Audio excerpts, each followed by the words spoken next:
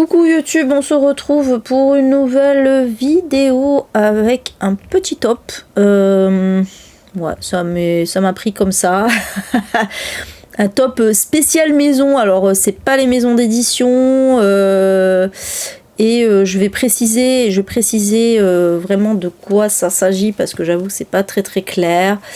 En fait, je vous présente des livres où la maison, même un peu élargie au lieu d'habitation, on va dire, a non seulement une place centrale dans le roman, mais presque même un personnage du roman. Alors, du coup, ça exclut la plupart des huis clos où, en fait, oui, effectivement, quand tu es dans un huis clos, dans une maison, oui, la maison est importante. Mais à ce moment-là, je fais un top huis clos si vous voulez. Bon, c'était pas le but, c'était plus vraiment. Alors c'est pas forcément non plus fantastique, c'est pas forcément que des maisons hantées ou voilà. Ça peut être vraiment où la maison. En fait, il faut vraiment que la maison ait un rôle à jouer dans l'histoire. Un rôle au-delà du simple fait d'être un endroit où les personnages sont, quoi. Vous voyez ce que je veux dire ? Voilà, vous allez comprendre quand je vais faire le top. Je pense que même là, je suis pas sûre que ce soit très clair. Mais voilà. Donc il y en a 18. Il y en a 18, vous allez voir, voilà, c'est vraiment le genre de truc que moi j'aime bien. Même si, vous allez voir, c'est un peu des genres différents aussi. Il y a pas forcément, c'est pas forcément des romans gothiques. Voilà. Let's go. Du coup, on va passer par ici. Et du coup, j'ai mis un petit fond d'écran spécial avec des maisons, histoire d'illustrer un peu la chose. Et donc, on attaque. Alors oui, ça commence mal, vous allez me dire. Tiens, c'est marrant parce que je viens de voir... Ah, pardon. Excusez-moi, c'est juste que le haut, il manque le haut. Ouais, bon, ça ira. Oui, je viens de dire que c'était des maisons, et évidemment, là, c'est un appartement. Mais j'avais dit lieu d'habitation. En fait, il y en a 2, voire 3, on va dire, qui ne sont pas vraiment des maisons, mais qui sont des endroits où les personnages habitent. Voilà, précisons-le. Et donc, on commence avec 34 mètres carrés de Louise May. Pourquoi j'ai mis celui-ci et pas d'autres huis clos en fait où effectivement les personnes sont enfermées ou sont voilà, parce que là justement le fait l'appartement prend tout son sens dans l'histoire, et le fait que ça fasse 34 mètres carrés, puisque donc on suit Juliette qui est une mère célibataire. Voilà, elle est séparée du père de l'enfant. Elle a une petite fille, je crois qui a 8 mois, c'est ça.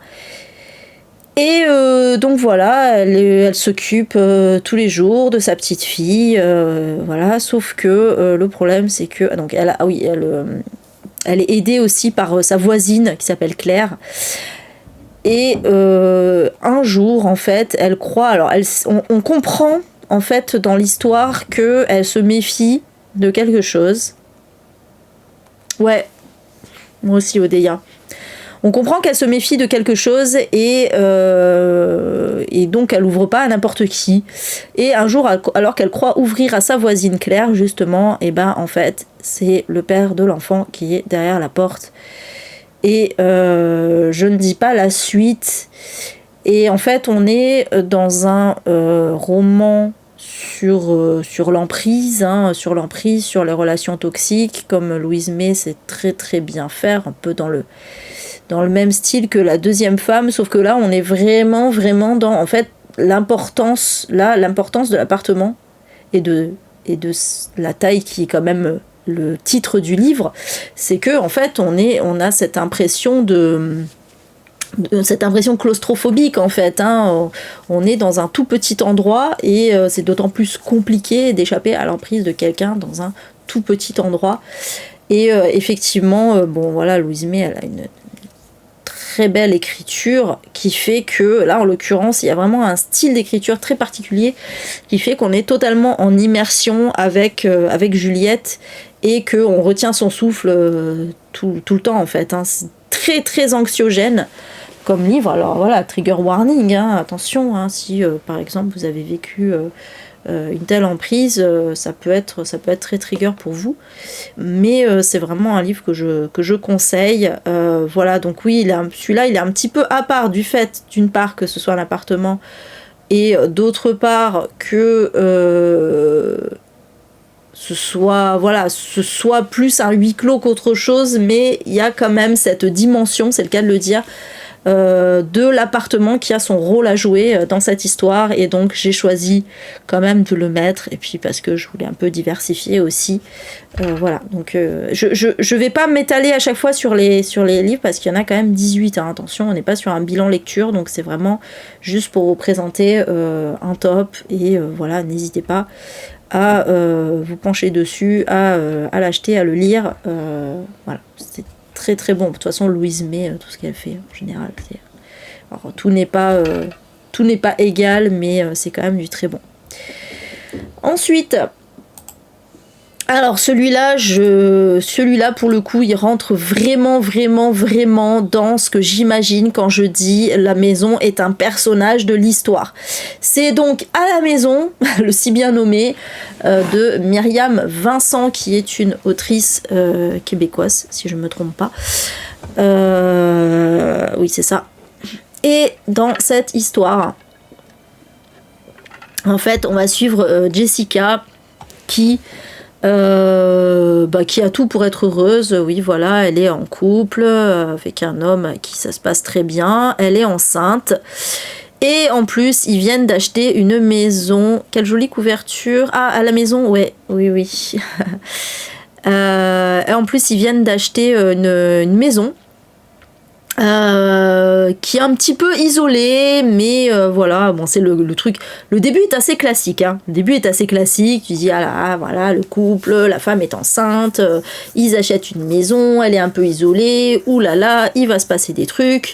Oui, il va se passer des trucs, mais attention, c'est vraiment original. On n'est pas du tout dans le délire de la maison hantée, parce que voilà, il y a eu des meurtres et donc il y a les fantômes qui viennent, voilà, parce que c'est leur maison et que machin.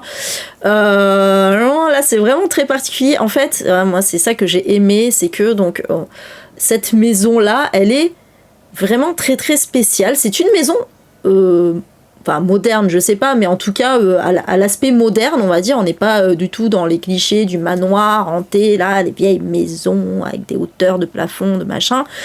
Pas du tout.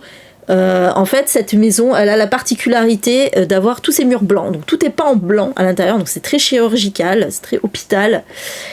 Et le truc, c'est que donc Jessica, elle va décider, en plus, voilà, elle va se retrouver en arrêt maladie, n'importe quoi, en congé maternité, pardon. Oui, parce qu'être enceinte, c'est une maladie, bien sûr. Non, elle va se retrouver en congé maternité, et du coup, elle va s'ennuyer parce que bon, son chéri va travailler.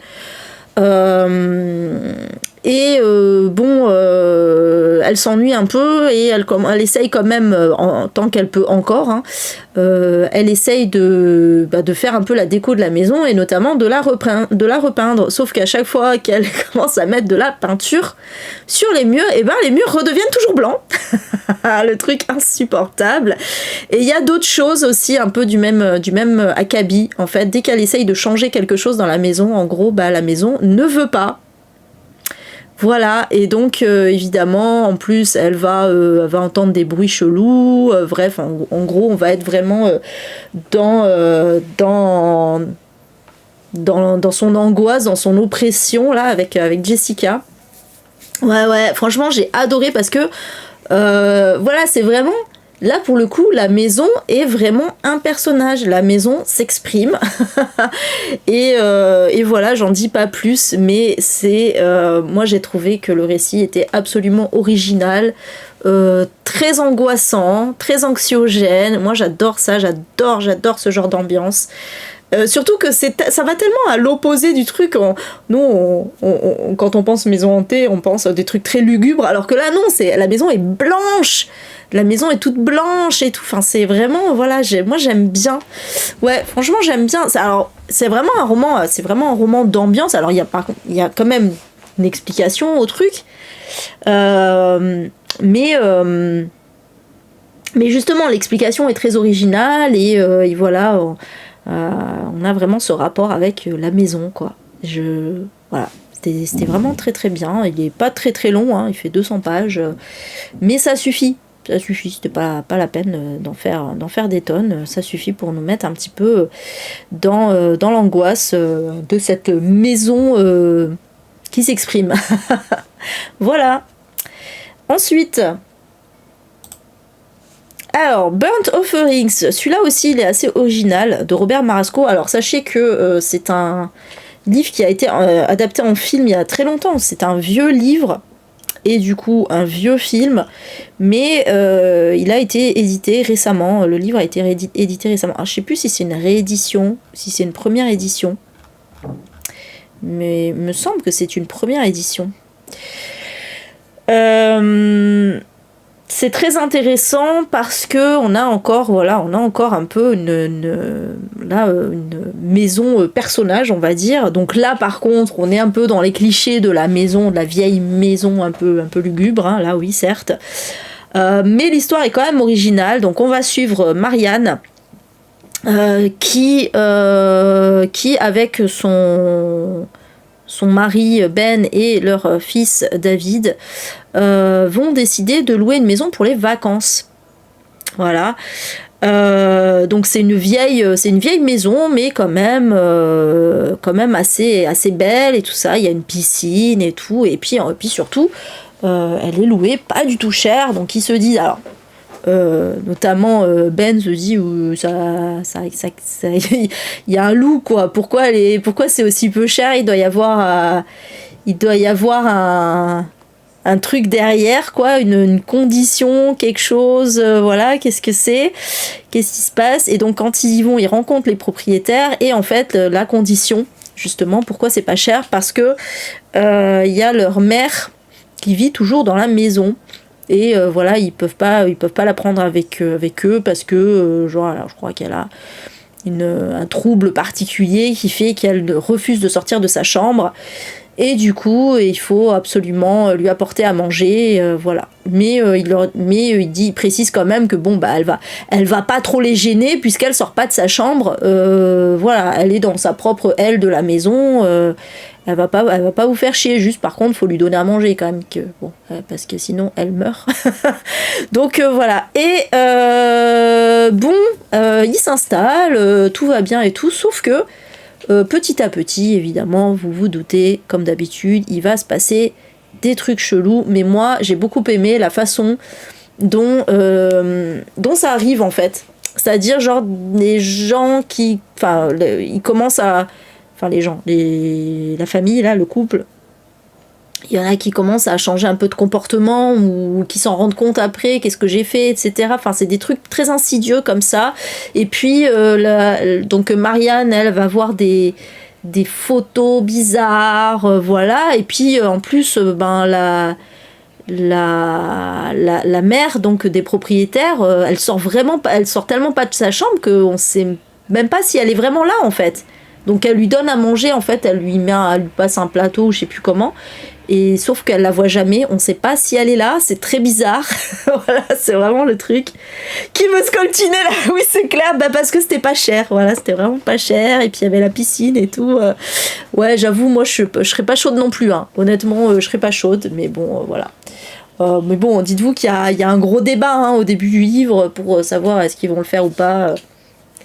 Mais voilà, en tout cas, voilà, moi j'aime beaucoup ça parce que c'est encore une fois, alors oui, il y a le cliché de la vieille bâtisse et des phénomènes paranormaux, mais par contre, les phénomènes paranormaux sont assez originaux, sont assez bien amenés, c'est très très très mystérieux, et surtout, vous allez voir que l'explication aussi est très très très originale. Enfin, moi je me rappelle pas avoir déjà vu ça.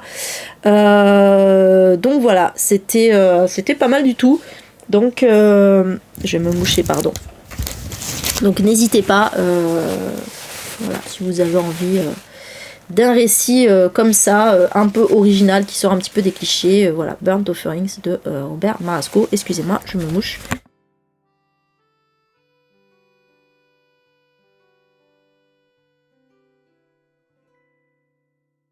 Dès qu'il fait un peu humide, c'est terrible. Ensuite, donc celui-là, c'est le plus récent que j'ai lu. C'était Notre Maison de Marcus Claver. J'en peux plus de son nom, je ne sais pas comment ça se prononce. Bref, vous le voyez écrit de toute façon.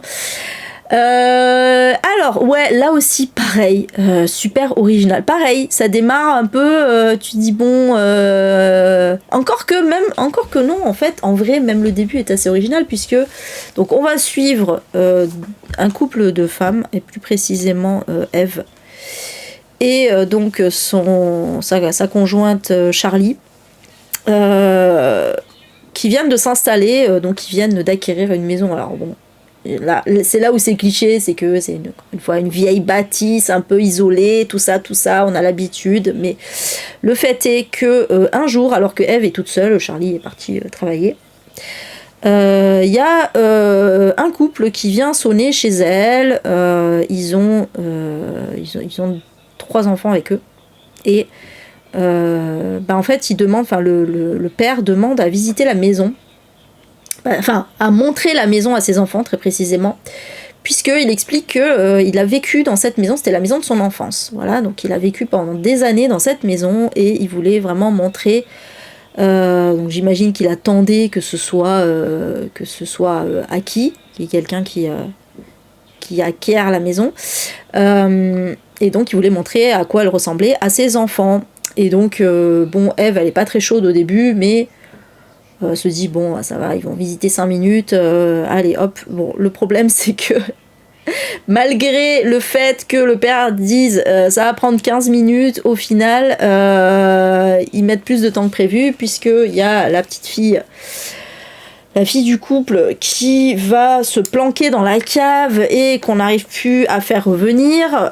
Au final, ensuite, on annonce qu'il y a une tempête de neige, et que du coup, bon, il faut pas qu'ils reprennent la route, parce qu'en fait, ils étaient sur la route, ils devaient ils déménager, je crois. Bon, bref. Et donc, au final, ils finissent par passer la nuit là, et bon, ça s'éternise, alors que voilà. Et du coup, Eve, elle commence à se dire, bon, et même, il y a Charlie qui revient, hein, mais Charlie prend ça un peu à la légère. Bon, Eve se dit, ouais, bon, quand même, ça squatte un petit peu, là. Qu'est-ce qui se passe ? Et en fait, là, voilà, c'est là que commencent à arriver les événements spéciaux. En l'occurrence, là, moi, ce que j'aime bien, encore des trucs un peu originaux. Il y a des choses qui changent dans la maison. Par exemple, dans une pièce, il y avait un vitrail. Et en fait, au moment où Eve revient, c'est plus un vitrail, c'est une fenêtre classique. Et elle se dit, mais comment c'est possible ? Ils ont fait changer la fenêtre. Et en fait, voilà, c'est des petits trucs comme ça qu'elle remarque, et elle pense même voir, à un moment, elle voit quelqu'un, persuadée qu'il y ait quelqu'un dans le grenier. Et voilà, et donc les événements vont s'enchaîner, et on va être dans une thématique très très originale, que moi je ne l'avais vue qu'une seule fois auparavant, et c'était dans un livre qui était justement spécialisé sur cette thématique-là, qui est une... Bon, je vais rien dire de plus. J'allais dire le type de la thématique, mais je vais même pas le dire. Franchement, j'ai trouvé ça très très cool. Moi j'aime beaucoup ça. J'aime beaucoup ce genre de thématique très mindfuck. Moi j'aime beaucoup ce qui est mindfuck, hein, ce qui me retourne un peu le cerveau, voilà. Franchement, c'était très chouette. C'est très chouette. La façon dont c'était raconté, alors c'est ponctué en plus d'espèces de articles de presse, témoignages, etc. On sait pas trop où ça veut en venir. Et puis bon, on comprend à la fin évidemment, mais c'était vraiment très très original. Voilà, un bruit de fond. T'entends un bruit de fond chez moi ? Chez moi, il y a un bruit de fond. Allez, ça y est, bah écoute, la maison, bah non, pourtant, je suis pas chez mon père, là. C'est pas hanté ici, hein. Normalement. Après, je dis ça, mais bon, moi, je m'étonne que mon appart, il soit pas hanté, étant donné qu'on est dans un ancien hospice où Napoléon est venu dormir, d'ailleurs, sachez-le. Voilà. Mais ouais, c'est un ancien hospice, donc potentiellement, il y a pas mal de gens qui sont morts dans le bâtiment, quoi. Mais non, on n'a pas eu. En plus, nous, on est un peu ce qui ressemble. On est au rez-de-chaussée, ça ressemble un peu à la cave. Euh, Du coup, bon, franchement, je suis très étonnée qu'il n'y ait pas eu de phénomènes paranormaux. Mais non, en tout cas, il n'y a pas de bruit de fond. Voilà, désolé. Comme de la musique. Ah, bah, il y a la musique que j'ai mis en fond de Animal Crossing, oui. Et sinon, c'est peut-être. Mais bon, on l'entend très faiblement. Oui, je pense que c'est Kim, c'est Kim qui a mis de la musique. Ouais, ouais, oui, oui, là, c'est Kim qui a mis de la musique. Voilà. Rassurez-vous. Oui, oui, c'est ça, c'est la télé, en l'occurrence, c'est son PC, mais oui, c'est ça. Voilà. Vous inquiétez pas, tout va bien, c'est bon. Non, mais c'est drôle, n'empêche, de parler de maisons un peu hantées et tout ça, et un bruit de fond. Quoi? Bref, donc voilà, en tout cas excellent, c'était notre maison, franchement j'ai trouvé ça, moi j'adore, franchement moi j'adore ce genre de thématique, enfin voilà. Ensuite, alors, celui-ci, ça fait longtemps qu'on n'en a pas parlé, c'est L'Empereur Blanc de Armel Carbonel. C'est un thriller, mais voilà, il y a cette petite particularité de maison comme ça. Je vais vous dire pourquoi. Donc en fait, on va suivre des auteurs de romans noirs qui se retrouvent dans une maison isolée pour un week-end de création, voilà, parce que c'est des auteurs de romans noirs et donc ils ont envie d'avoir un lieu un petit peu sinistre comme ça pour faire marcher leur imagination.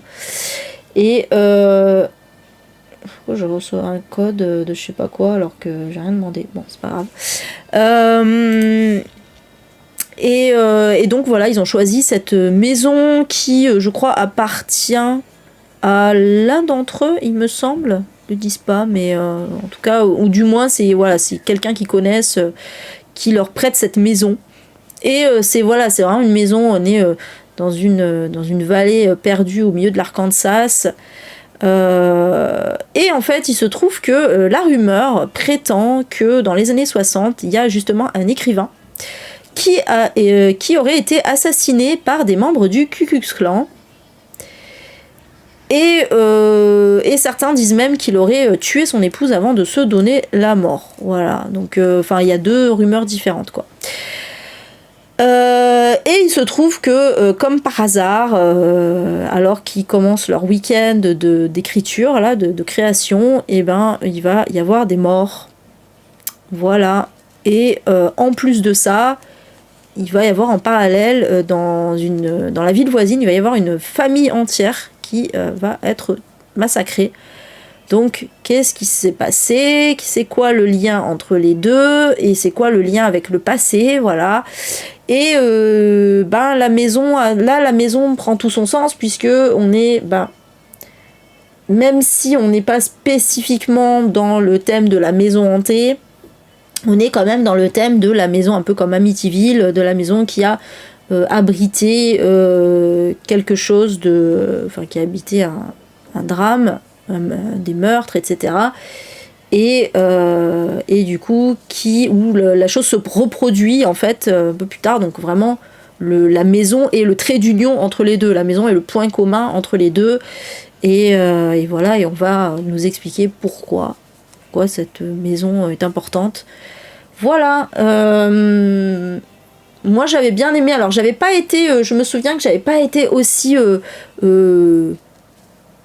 enjaillée, dithyrambique que beaucoup de gens qui criaient limite au chef-d'œuvre. Non, moi je criais pas au génie de l'Empereur Blanc, mais par contre j'avais quand même bien aimé, c'était quand même assez intéressant, et notamment avec cette thématique là du Ku Klux Klan. Voilà, c'est un roman un peu engagé, un peu politique. Moi j'aime bien ça, j'aime bien retrouver ça dans les thrillers notamment.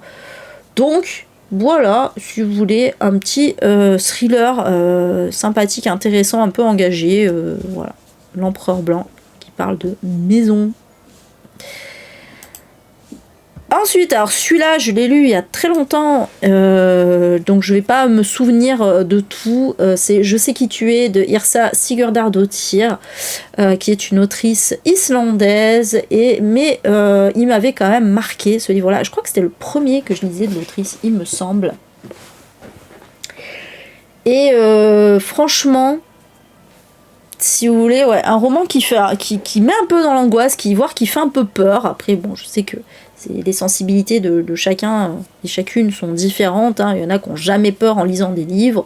Il y en a qui sont flippettes pour que dalle. Moi, je me situe plus dans j'ai rarement peur, mais parfois, ça me tient en haleine. Disons que ce que j'appelle peur, c'est quand je retiens mon souffle et qu'au bout d'un moment, quand la scène est finie, je me rends compte que j'ai pas respiré pendant tout le long de la scène parce que j'étais vraiment en angoisse quoi dans le truc. Bah là, c'est un peu ça. Donc en fait, alors encore une fois, le début très redondant du fameux couple qui achète une maison. Là, en l'occurrence, c'est une maison abandonnée dans un village isolé. On est complètement dans les fjords de l'Islande, vraiment. Donc déjà l'Islande de base, c'est pas très urbanisé, on va dire. C'est pas très peuplé, mais alors là en plus, on est vraiment dans des contrées complètement reculées. Et ils achètent cette maison à Pacha parce qu'ils veulent la rénover. Voilà, alors je crois qu'ils veulent je suis pas sûre de mémoire, il me semble que c'était pour faire plus une résidence secondaire pour les vacances plutôt que une réelle maison où ils vont habiter, mais bon, je suis pas sûre à 100%, mais c'est pas très important de toute façon. Et bon, évidemment, il va se passer des choses. Alors, il y a un arc narratif en parallèle, en fait, où il y a une femme qui s'est suicidée parce que, en fait, son fils avait disparu 3 ans auparavant, et donc il va y avoir une enquête là-dessus, mais évidemment, les deux histoires vont être liées. Le fait est que là, on est dans une maison où, encore une fois, un peu hanté entre guillemets, parce qu'on comprend qu'il s'est passé des choses dans cette maison, etc. Et alors là, c'est pas l'histoire est pas très originale en soi, mais par contre, ce qui était bien, c'est que vraiment, c'était vraiment très très angoissant, et il y avait quand même des petits trucs, voilà, qu'on voit pas forcément ailleurs, et on est vraiment avec, bon, on suit surtout l'héroïne, en fait, c'est la femme du couple. Alors il y a un couple, et ils sont 3 en fait. Il y a un couple qui en fait qui sont aidés d'un ami pour la rénovation. Et voilà, j'en dis pas plus. En plus, bon, je me souviens pas trop des détails, mais je me souviens vraiment avoir bien retenu mon souffle dans ce Je sais qui tu es. Voilà, c'était vraiment pas mal du tout pour le coup. Évidemment, je ne pouvais pas faire ce top sans La Maison des Feuilles de Mark Danielewski. C'est encore un nom un nom à coucher dehors. D'ailleurs, j'ai regardé la vidéo de Nota Bene sur les expressions. Enfin, il en a fait 2, mais j'avais regardé la première il y a longtemps, mais là, dans la deuxième, ouais, il explique ce que c'est un nom à coucher dehors. Voilà, c'est parce que, évidemment, c'est un truc un peu raciste, hein, on va pas se mentir. Voilà, c'est parce que quand t'avais pas un nom bien chrétien, etc., donc encore une fois, c'est à l'époque médiévale, hein, si je me trompe pas, quand t'avais pas un nom chrétien, c'est que, du coup, t'avais pas le privilège de dormir dans l'auberge, d'aller dormir dans l'écurie, voire tu dormais pas du tout, donc tu restais à la porte, et donc tu couchais dehors. Voilà, c'est tout simple. Donc désolé, en fait c'est vrai que cette expression elle est très problématique, mais bon. Donc La Maison des Feuilles, en vrai, c'est un livre très particulier, très original. C'est un roman, ouais carrément Odeya. C'est un roman labyrinthe. On est vraiment dans un labyrinthe. Aussi bien la maison en elle-même que la mise en page. Bon, l'histoire, alors même l'histoire, il y a des histoires imbriquées dans les histoires, c'est de la double mise en abîme. Bon, je vais pas rentrer dans les détails de l'histoire. Toujours est-il que On va suivre, en fait, parce qu'il y a un auteur qui raconte une histoire et je sais même plus tous les tenants et aboutissants, bref. Mais le principal de l'histoire, c'est qu'on suit un couple avec leurs 2 enfants qui viennent d'aménager dans une maison. Et en fait, ils vont découvrir qu'il y a une nouvelle pièce dans leur maison. Et c'est trop bizarre parce que on dirait que, évidemment, c'est une pièce, a priori, elle a toujours été là, sauf qu'ils l'avaient jamais vue. Comme si elle était apparue tout à coup comme ça. Et donc, ils vont retrouver le plan de la maison, ils vont essayer de mesurer, de machin et tout. Et en fait, ils se rendent compte que quand ils mesurent à l'intérieur, c'est plus grand que quand ils mesurent à l'extérieur. Comme si la pièce n'existait pas, en fait. Et voilà, du coup, c'est déjà rien que ce postulat-là, tu te dis, bon, rien que ça, moi, j'étais enjaillée.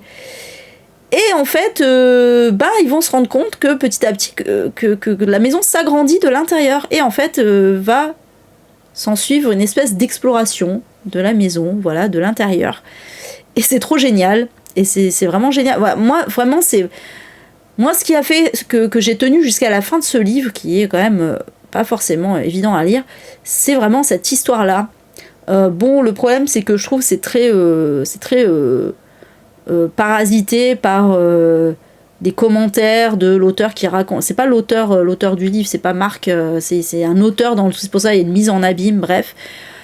Et il y a plein de détails sur sa vie, et il y a notamment aussi plein de notes en bas de page. Moi, au bout d'un moment, je les lisais plus parce que ça me saoulait, parce que je trouvais pas ça intéressant.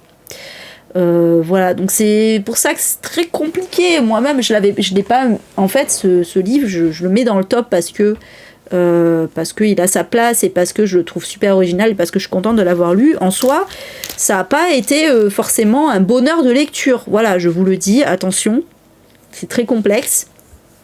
Faut arriver à suivre. Maintenant, l'histoire de fond là de cette maison, c'était passionnant. J'ai adoré, voilà. Et oui, voilà, il y a une mise en page très très très labyrinthique avec les mots qui sont placés de telle manière, enfin bref, voilà, avec des couleurs aussi au niveau... Alors moi, je l'avais lu en poche, donc il n'y avait pas le truc des couleurs, mais par exemple, le mot maison est toujours en bleu, etc. Bon, bref. Voilà. Que dire de plus?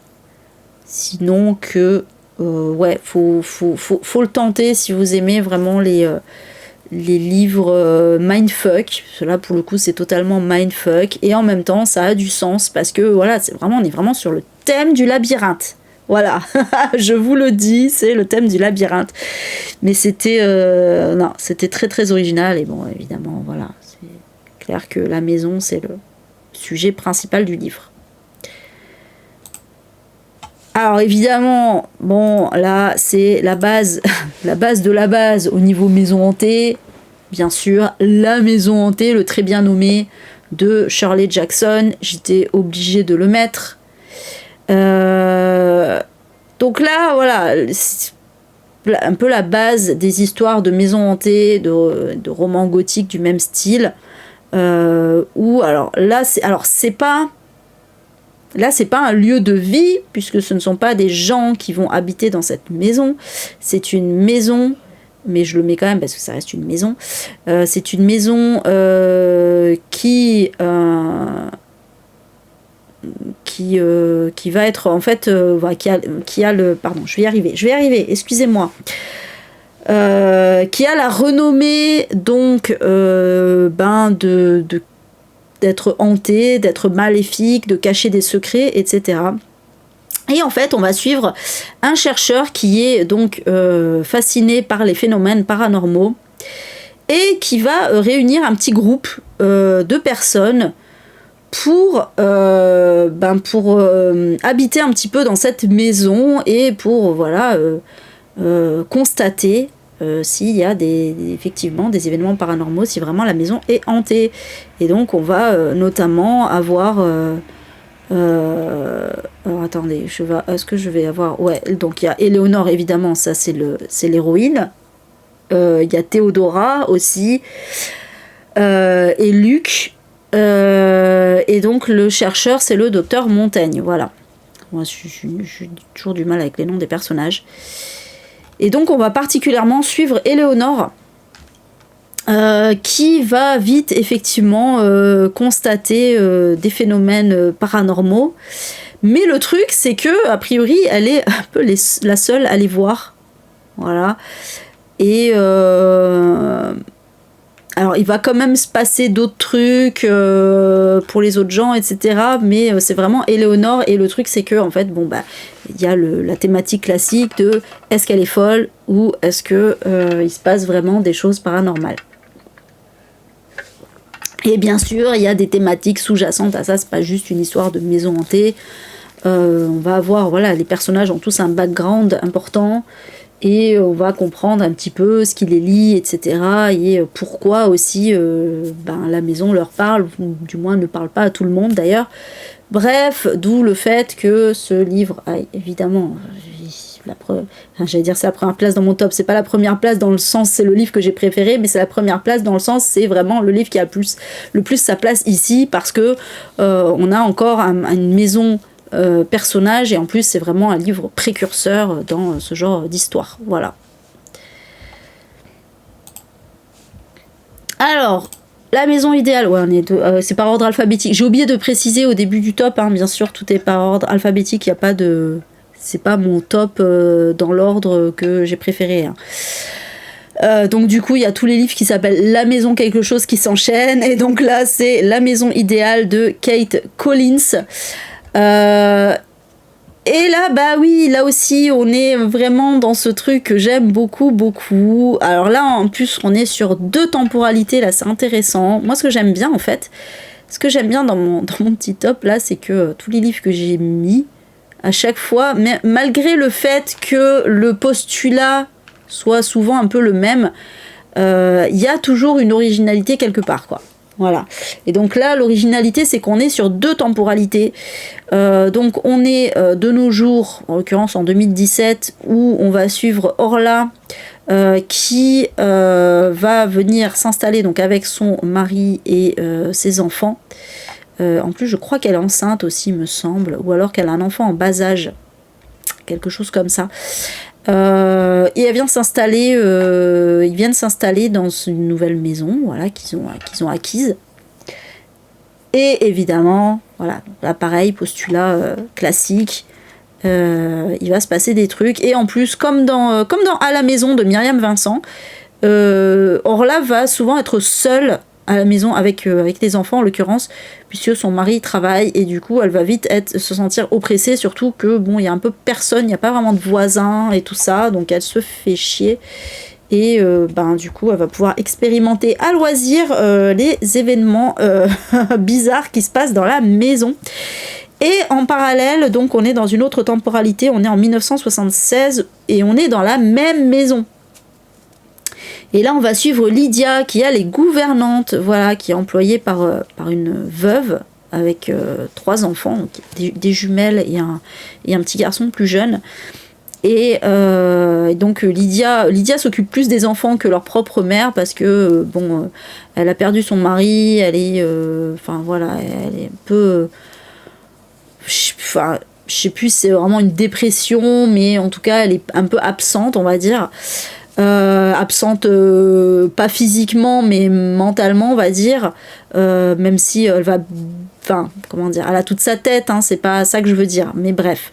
Du coup voilà, on va suivre Lydia, et évidemment il va aussi se passer des choses, mais pas les mêmes choses que pour Orla, c'est un peu différent, voilà, je vous en dis pas plus. Et le truc important dans ces 2 histoires, c'est les enfants, en fait, hein, puisque à chaque fois, on se dit, il va falloir protéger les enfants, puisqu'il se passe des choses pas très nettes. Et évidemment, la maison a son rôle à jouer, puisqu'on va comprendre qu'est-ce qui se passe avec cette maison. Et la maison, encore une fois, s'exprime, comme dans À la maison, même si là, on est un peu plus... c'est un peu plus classique, mais la maison s'exprime. Voilà, la maison dit des choses, pas avec une voix d'humain, hein, vous l'aurez compris, avec des phénomènes particuliers. Et voilà, moi j'adore, alors c'est vraiment très, encore une fois, c'est un peu un roman d'ambiance. La Maison hantée, c'est pareil. C'est vraiment plus des romans d'ambiance que des romans où il va se passer des choses. Alors, dans Je sais qui tu es, par exemple, en Islande, là, il va se passer des choses qui vont faire peur, etc. Alors que là, alors, il se passe des choses, oui, mais on est quand même plus dans l'angoisse, en fait, vraiment dans cette ambiance-là, très, très sinistre, où on se demande, voilà, qu'est-ce qui se passe, qu'est-ce qui va se passer, etc. Moi, j'adore ça, j'adore ce genre de roman. Et voilà, donc La Maison idéale est... typiquement, voilà, c'est un classique du genre. Alors là, on sort un peu du côté fantastique, maison hantée, tout ça, mais on a encore une maison qui est importante dans l'histoire. Donc La Maison où je suis mort autrefois de Keigo Higashino. Où là, dans cette histoire, on va suivre, vous savez mon amour pour cet auteur, hein, déjà, mais là on sort un peu, donc Keigo Higashino c'est un auteur plus de polar, avec des enquêtes très, très chirurgicales, etc. Là on est plus dans un thriller psychologique, où il y a un peu aussi une ambiance qui vient jouer dans l'histoire. Et donc on va suivre Sayaka, qui est mariée avec un homme d'affaires qui est rarement là, toujours pris par son boulot, qui est maman d'une fillette de 3 ans qu'elle maltraite, voilà, c'est parce que elle est, enfin, il n'y a pas d'excuse, hein, mais l'explication c'est que elle va pas bien, en fait elle est en dépression et elle a même déjà tenté de mettre fin à ses jours.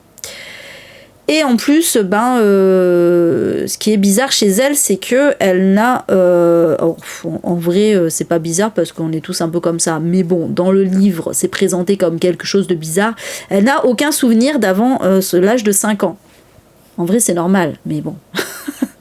Visiblement, les Japonais ont des souvenirs qui remontent beaucoup plus loin. Mais voilà, donc, et puis, en fait, ce qu'elle trouve bizarre, c'est qu'au-delà de cette amnésie, dans les albums de famille, il n'y a aucune photo d'elle petite, avant 5 ans, en fait, encore une fois. Donc, elle se dit qu'il y a peut-être un lien. Et un jour, Sayaka va apprendre la mort de son père et va recevoir une enveloppe de la part de son père où il y a une clé dedans et un plan qui va conduire à une maison qui est isolée dans les montagnes.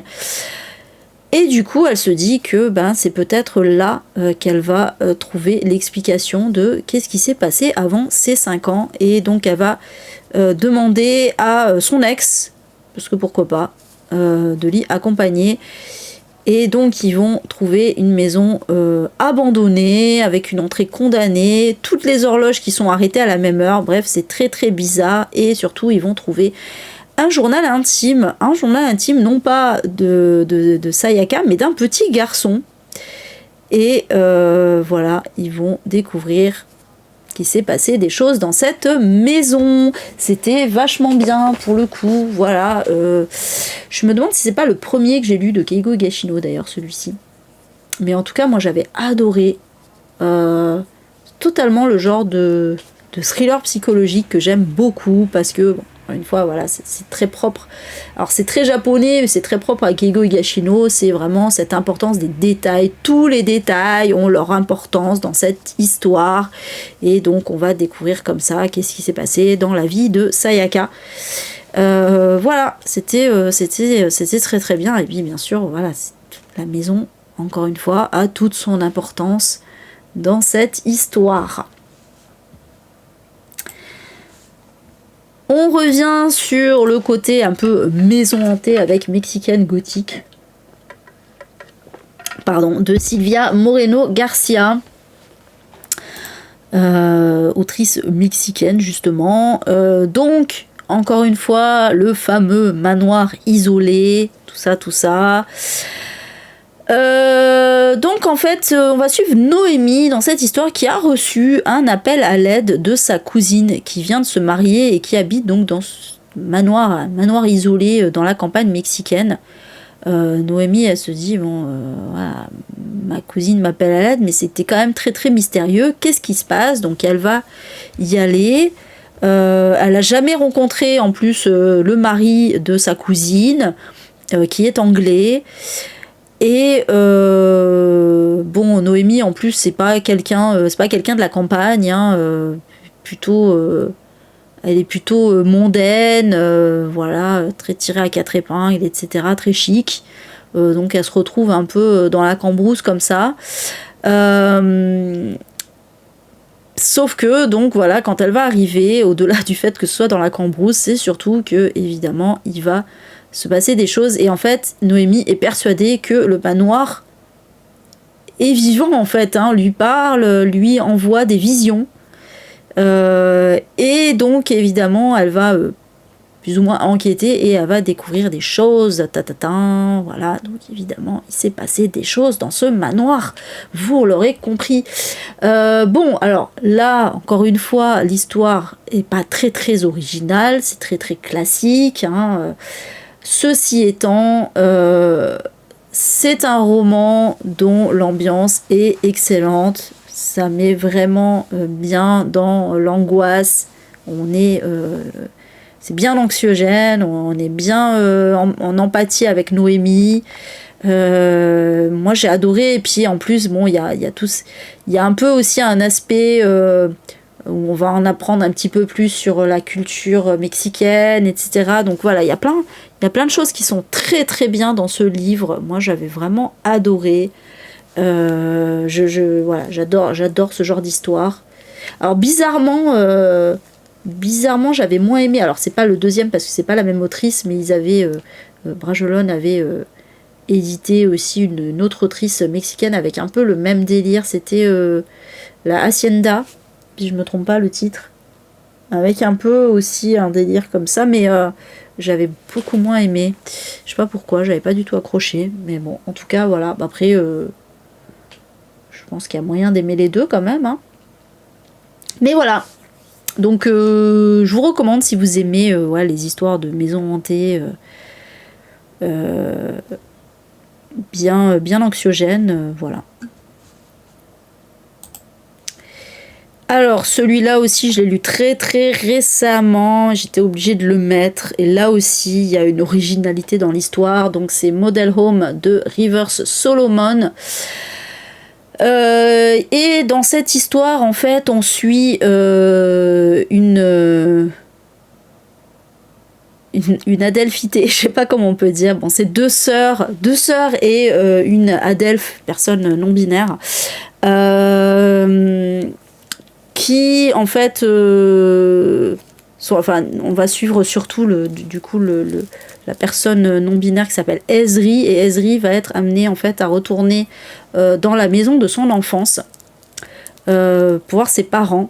Sauf que quand Yel arrive, Yel tombe sur ses parents décédés et de façon pas vraiment naturelle. Voilà. Et va s'en suivre, évidemment, donc Yel va raconter ça à ses deux sœurs, Eve et Emmanuel, et va s'en suivre en fait toute une enquête dans leurs souvenirs et d'une façon générale en fait, et psychologique, et aussi une enquête factuelle pour savoir qu'est-ce qui s'est passé évidemment, et quel est le rôle de cette maison là-dedans, parce qu'on va aussi parler un peu de maison hantée, mais on va voir que c'est beaucoup plus complexe que ça, et ça c'est génial. Alors on parle pas mal d'identité de genre et aussi de racisme, puisque les protagonistes sont noirs, et donc ça va avoir un rôle à jouer là-dedans, même un rôle très très important. Et franchement, voilà, moi j'ai adoré, parce que là on est au-delà du simple récit de maison hantée, on est dans un roman engagé, et surtout voilà, il va y avoir une explication très très importante et plutôt originale, j'ai trouvé. Vraiment, je pense que c'est la première fois aussi que je voyais ce genre de choses. En tout cas, ce genre de... Il y a plusieurs rebondissements, il va y avoir plusieurs révélations qui vont arriver les unes derrière les autres, et c'est cet enchaînement-là que j'ai pas... que vraiment j'avais pas vu venir et que j'ai pas l'habitude de voir, et c'était vraiment très très bien. Ça parle pas mal de santé mentale aussi d'ailleurs. Mais voilà. Et pas comme vous l'imaginez. C'est pas genre enfin si il y a un petit peu de ça aussi, mais c'est pas vraiment, c'est pas seulement genre est-ce que c'est paranormal ou est-ce que c'est de la folie. Non, ça c'est encore plus, ça va plus loin que ça, c'est plus complexe que ça, et c'était vraiment très très très bien. Voilà.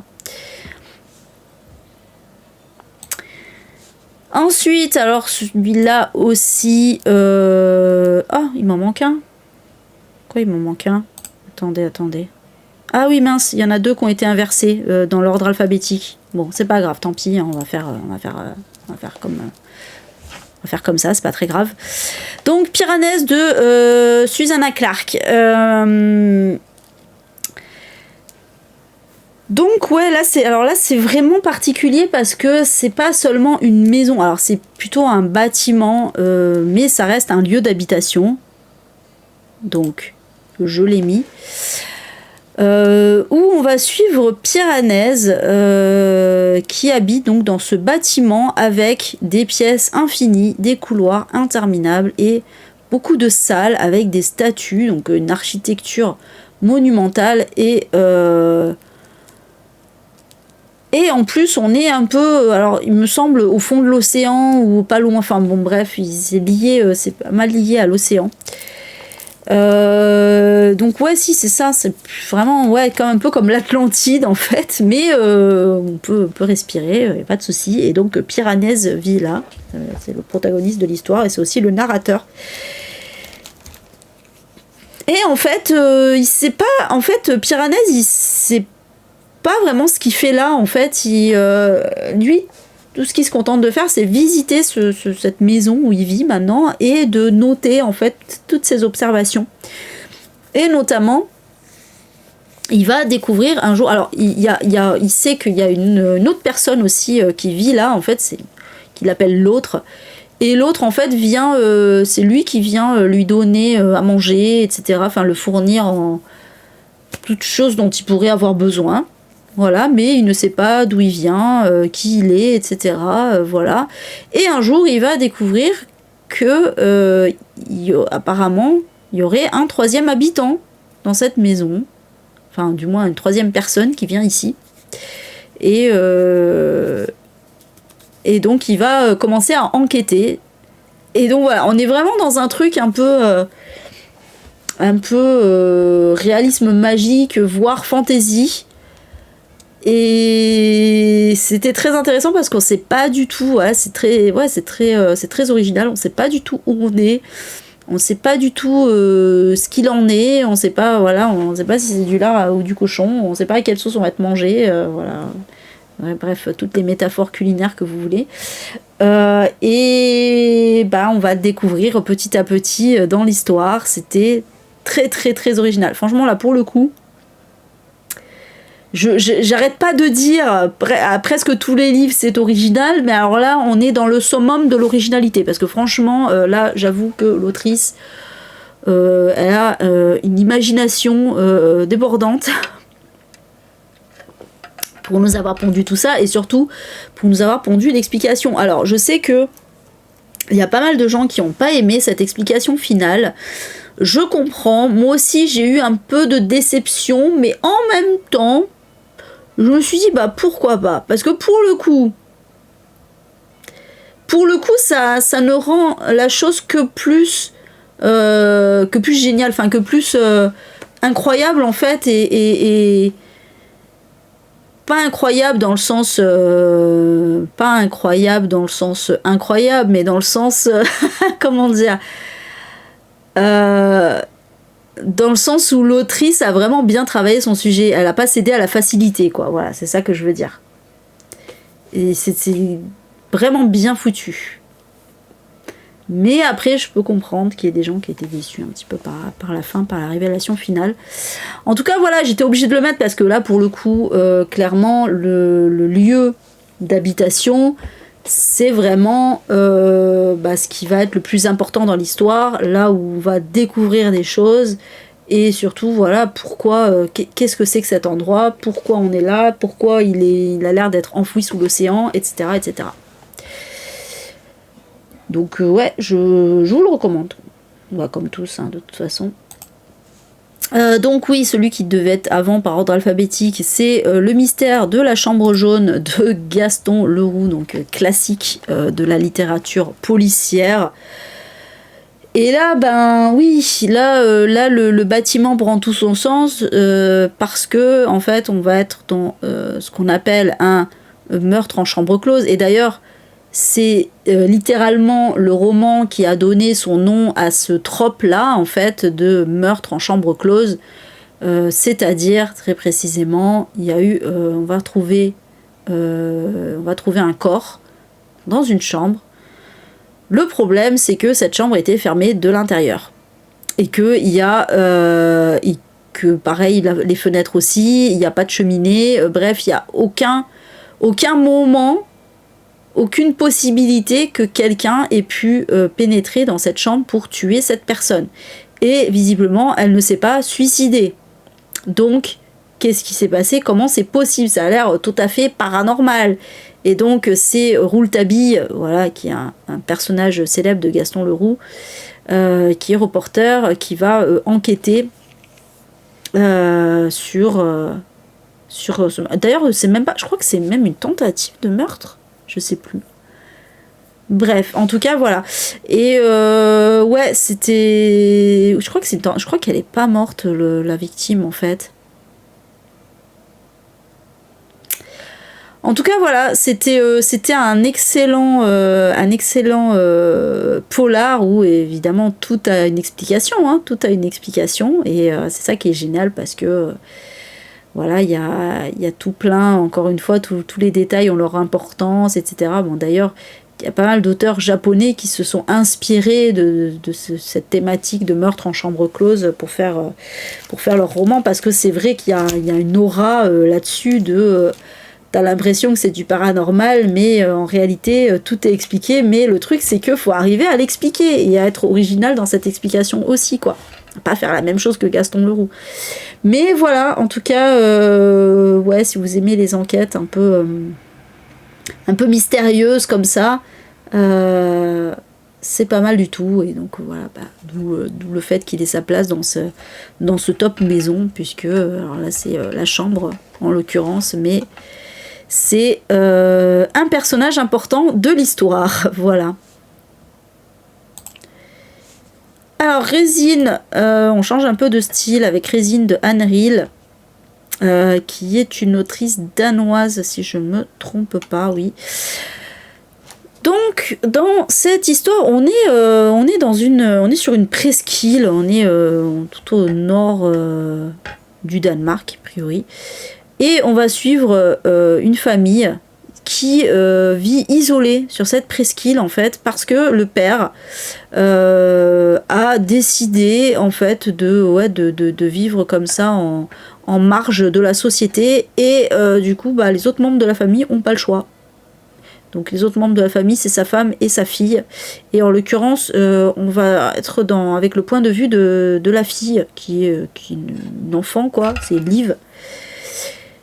Et donc voilà, en fait, parce que il y a eu, voilà, alors pourquoi il a décidé de vivre comme ça? Parce qu'il y a eu des drames dans sa famille et en fait il veut protéger, voilà, selon lui, il estime que le monde extérieur est trop dangereux et donc il a choisi de se barricader, de créer vraiment une forteresse autour de sa maison. Et en fait, sa forteresse, en fait, c'est que des objets qui vont entasser comme ça. En fait, on va être vraiment sur, je sais pas, c'est pas vraiment un syndrome de Diogène, mais en tout cas, c'est voilà, c'est le père qui a décidé vraiment d'entasser des objets pour empêcher les gens de venir. Et du coup, et on a une mère aussi qui est obèse parce qu'elle bouge pas de son lit, en fait, hein, je crois que c'est ça. Et donc, la pauvre Liv qui aimerait bien sortir de cet enfer, mais qui ne sait pas comment faire, et voilà. Et donc pourquoi je l'ai mis dans ce top maison, parce que il y a vraiment ce truc de justement la maison qui est vraiment le cocon, enfin la cage dorée, enfin pas vraiment dorée, mais la prison quoi, de cette famille. Alors la prison physique pour Liv, mais la prison psychologique pour le père et la mère en fait, qui s'infligent. Alors c'est le père qui a choisi, mais la mère s'inflige un peu ça aussi, qui s'inflige comme ça cette marginalisation, et le père donc qui entasse comme ça les objets dans cette maison, voilà, donc la maison qui est vraiment qui se referme sur eux comme ça. On a vraiment cette sensation d'étouffement dans ce livre. Alors, c'est un roman noir qui est assez court, mais qui est bien anxiogène, voilà, que j'ai vraiment beaucoup aimé.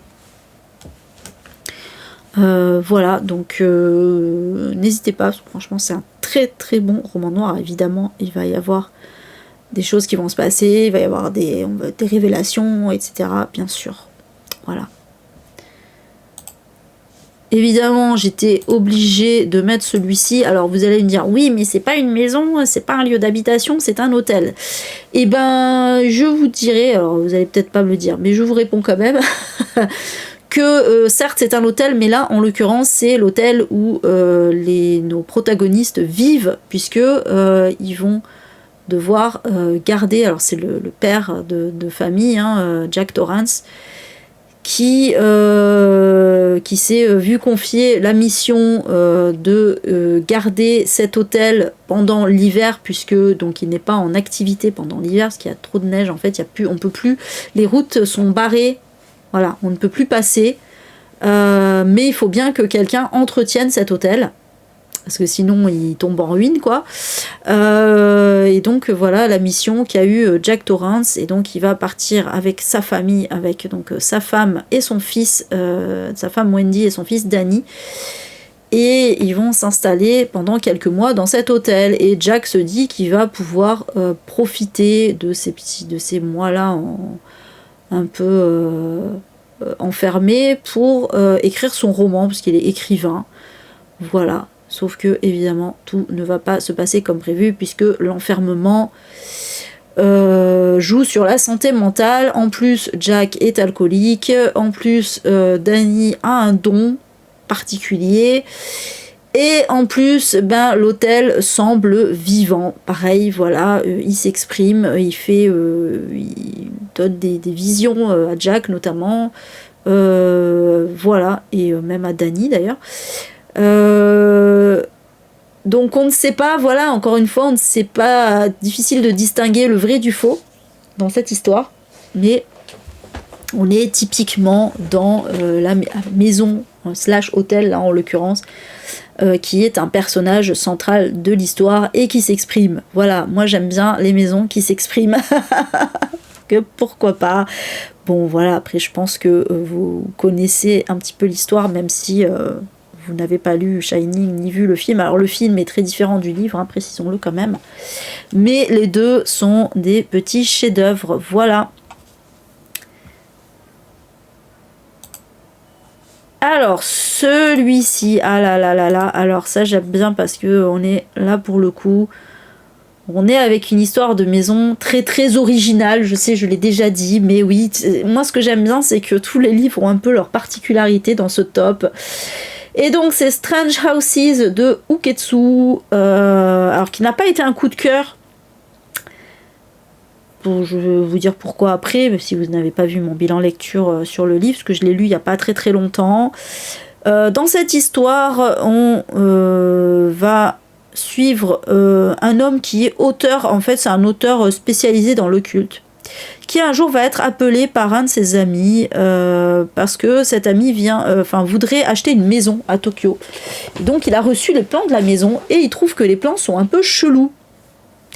Il y a notamment une espèce de pièce bizarre qui ne semble servir à rien. Et il y a un agencement un peu spécial aussi qui l'étonne un peu, et du coup il appelle son ami pour lui dire est-ce que tu peux me donner ton avis sur ces plans-là, qu'est-ce que t'en penses et tout ça. Et donc cet auteur se dit que lui-même, c'est l'ami qui fait appel à un ami qui fait lui-même appel à un ami, va appeler un ami architecte. Et donc tous les deux, ils vont se pencher sur les plans de cette maison et faire des hypothèses quant à ce qui s'est passé et enquêter sur le sujet. Bon, moi, pourquoi c'est pas un coup de cœur? Parce que les hypothèses qu'ils font, c'est Deus ex machina, quoi. C'est genre, ils trouvent de suite ce que c'est, ça n'a aucun sens. Bref, mais par contre, moi, ce que j'ai adoré dans ce livre, c'est évidemment toute l'histoire des maisons. Alors, je dis des maisons parce qu'il va y en avoir d'autres. Il y a 3 maisons en tout qui vont être analysées par le biais des plans et avec les témoignages des gens qui ont habité, etc.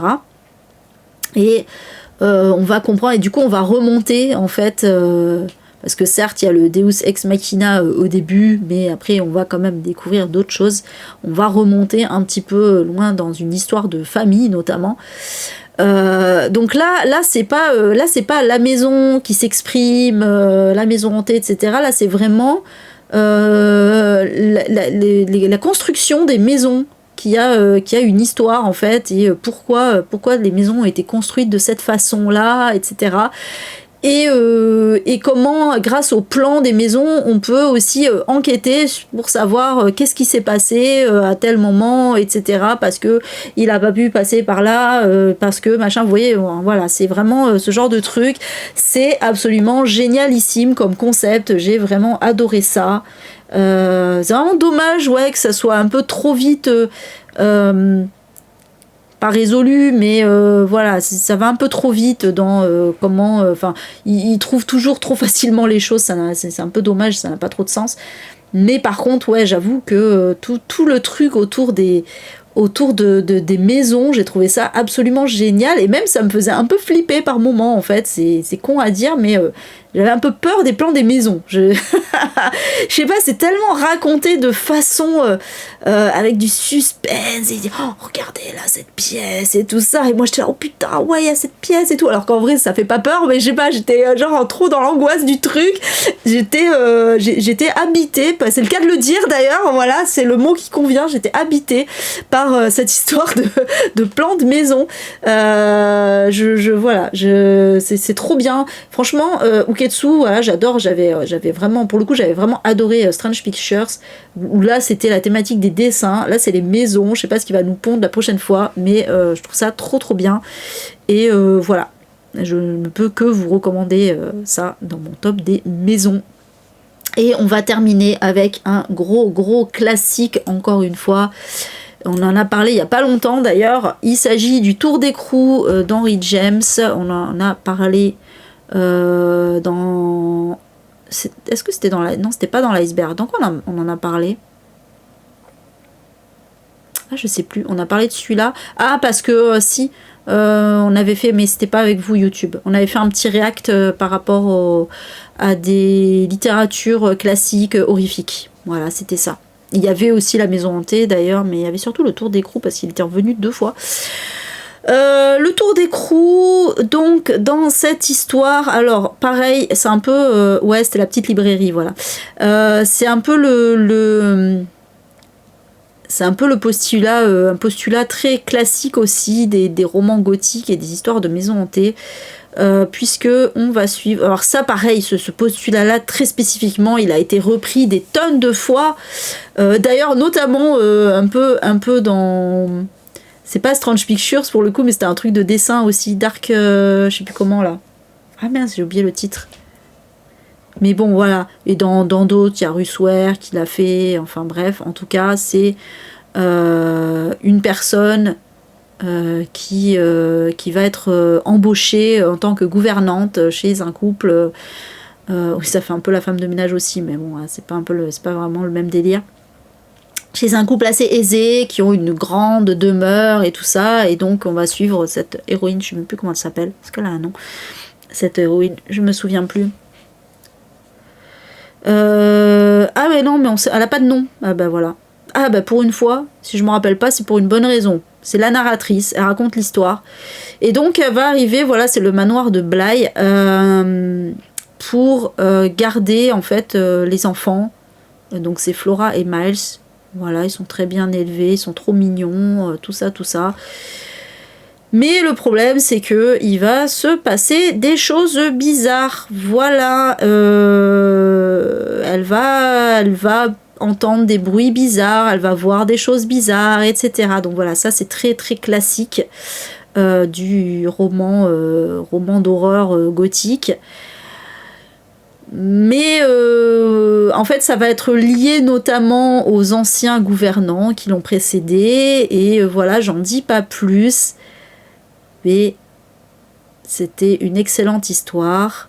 Il y a des thématiques intéressantes qu'on peut nous-mêmes deviner. D'ailleurs, c'est assez métaphorique, hein, en l'occurrence. Mais voilà, c'était... il est très court, hein. Mais c'est un classique, je pense qu'il faut avoir lu, hein. Clairement, c'est un classique de la littérature horrifique. Ça fait pas spécialement peur. C'est pas, encore une fois, c'est un peu un roman d'ambiance, mais c'est surtout que ça dénote certaines thématiques, voilà. La maison hantée est un peu un prétexte en fait, mais moi j'aime beaucoup. Voilà. J'ai fait le tour de donc ces histoires de maison. Ah bah tant mieux Jenny. Du coup, je vais revenir par ici. Bon voilà, évidemment, je me suis pas trop attardée sur les livres parce que il y en avait pas mal. J'espère quand même que ça vous aura intéressé, que ça vous aura donné envie d'en découvrir. Alors vous voyez, j'ai mis des classiques. Je pense, surtout si vous aimez la littérature gothique, je pense qu'il faut les avoir lus. Et j'ai mis aussi des romans un peu plus récents, mais qui pour moi sont dignes d'intérêt. J'ai essayé de mettre vraiment des thématiques un peu différentes les unes des autres, même si des fois c'est vrai que voilà, il y a beaucoup de livres qui partent, mais c'est ça, en fait je pense que c'est souvent fait exprès, puisque le but c'est de déjouer un petit peu les clichés, de dire comme par hasard ça commence par un couple qui achète une maison qui est un peu lugubre, et puis on apprend qu'il s'est passé des choses avant dans la maison, et du coup il y a des phénomènes paranormaux. Bon, c'est souvent ça commence souvent comme ça, ou ça commence juste par un couple qui achète une maison bizarre, mais des fois mais souvent ça part dans des directions qu'on ne soupçonnerait pas, et c'est ça qui est top en fait, c'est ça que j'aime. Et même quand ça reste un peu dans les clichés, j'aime bien aussi quand l'ambiance est bien travaillée, quand les personnages aussi sont bien travaillés, qu'on n'est pas dans le cliché, qu'on n'est pas trop dans le cliché de ah mais elle est folle et son mari la croit pas, etc. C'est super intéressant quoi. Voilà. Sur ce YouTube, alors je ne sais pas quand on se retrouve, mais dans le pire des cas, ce sera pour les sorties de décembre, sachant que il y aura pas sortie poche et sortie grand format, parce que décembre il y a très très peu de sorties, vous le savez. Du coup je vais faire tout en un seul live, et je vais pas faire le dernier dimanche du mois parce que c'est le 30 et qu'il y a des sorties le 1er décembre, donc bon, c'est un peu juste. Donc je vais faire ça dimanche prochain, donc on sera le 23. Donc peut-être qu'il y aura une vidéo avant si je décide de faire quelque chose jeudi, mais c'est pas sûr. Donc au pire des cas, la prochaine vidéo, ce sera les sorties de décembre. Voilà, j'espère que ce petit top vous aura plu, et donc je vous souhaite une bonne semaine, bon courage pour le boulot, tout ça, et des bisous YouTube, à bientôt. Miaou.